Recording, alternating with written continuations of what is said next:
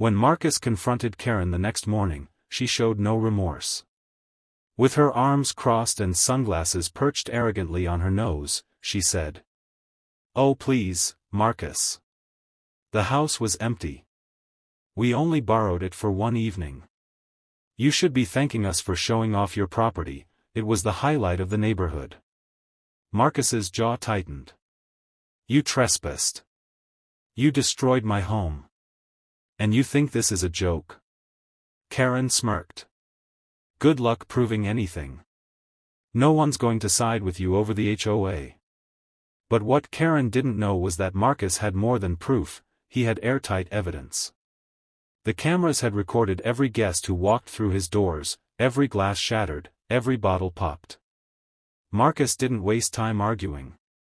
He hired one of the toughest attorneys in the state and filed a lawsuit against every single individual who stepped foot inside his mansion that night. The news spread like wildfire. Veteran sues HOA queen and 100 party guests for $100,000 each. The neighborhood buzzed with whispers, and suddenly Karen's allies began distancing themselves.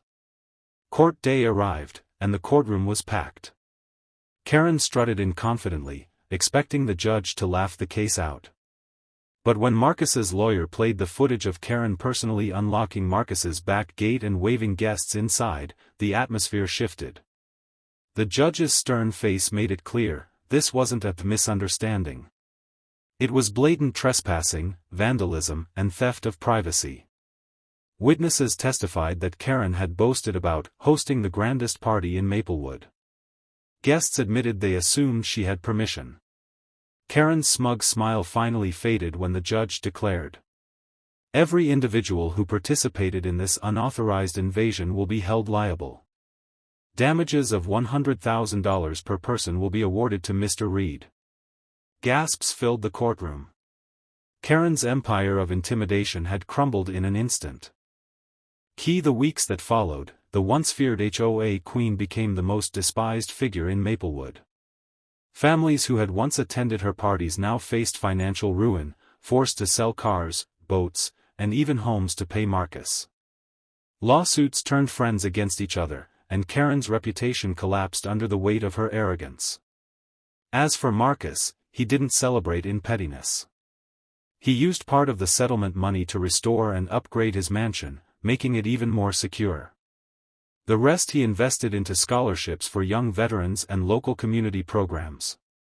His victory wasn't just about the money, it was about setting an example. Neighbors who had once stayed silent about Karen's bullying now approached Marcus with gratitude. "You stood up to her when none of us could," one elderly couple told him. "You showed us that no one is above the law." Karen, meanwhile, was forced to step down from the HOA. Her power vanished overnight, and the once proud Queen of Maplewood became a cautionary tale whispered in the neighborhood. People avoided her, and her family quietly moved away within months. One crisp autumn evening, Marcus stood on his dock, looking at the calm reflection of the lake. For the first time in years, the air felt peaceful. His mansion was no longer just a house, it was a fortress of justice. He smiled faintly, remembering Karen's words, "Good luck proving anything." Not only had he proved it, he had shown the entire neighborhood that respect, integrity, and truth would always outshine arrogance and greed. And with that, the chapter of HOA Karen was finally closed. Marcus Reed had worked his entire life to build his dream home. A Navy veteran turned successful entrepreneur, he had finally bought a breathtaking lakefront mansion in Maplewood Estates. With its private dock, sprawling glass windows, and marble interiors, it was everything he had dreamed of, a quiet retreat away from chaos. But chaos had a way of finding him, especially in the form of his nosy neighbor, Karen Whitfield. Karen was the self-proclaimed queen of the HOA. She loved enforcing rules that didn't exist and constantly made Marcus a target.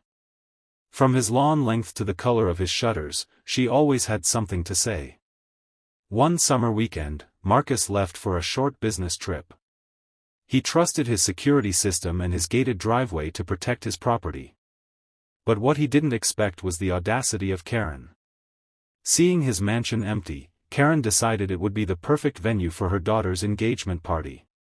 Instead of asking Marcus, or even the HOA, she simply announced to her circle of friends that she had secured the lakeside property for the celebration. On the evening of the party, more than 100 people swarmed Marcus's estate.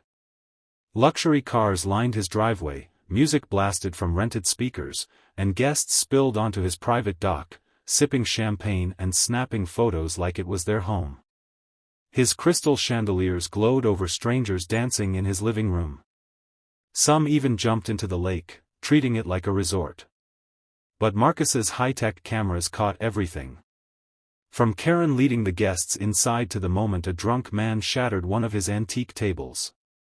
By the time Marcus landed back home that Sunday night, he didn't just return to his peaceful mansion, he returned to a crime scene.